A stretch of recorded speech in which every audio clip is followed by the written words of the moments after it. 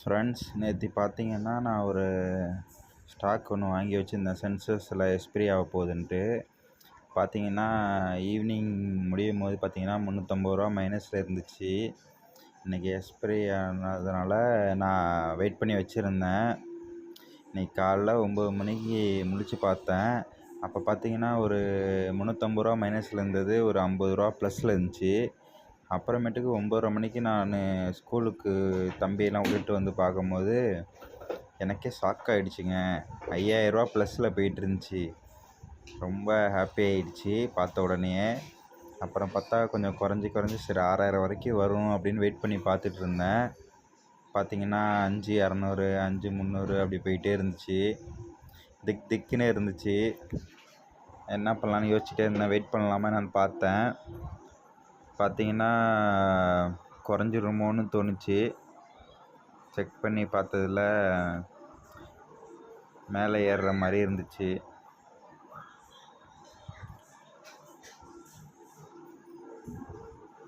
அதனால் பார்த்துட்டு யோசிச்சுட்டே இருந்தேன். மேலே போகிற மாதிரி இருந்துச்சு. இப்போ மேலே போணுச்சுன்னா எனக்கு குறைஞ்சிரும். சிஇயில் போணுச்சுன்னா புட் ஆப்ஷனில் குறைஞ்சிரும். அதனால் சரி சேல் பண்ணிடலாம் அப்படின்ட்டு 5700 விற்றுடலான்னு பார்த்துட்டு இருந்தேன்.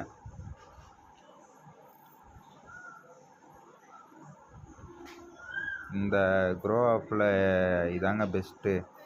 இந்த 5700 6000 போட்டோம்னா அந்த 6000 வரும்போது செட் டார்கெட் கொடுத்தோன்னா டக்குன்னு செல் ஆகிடும்.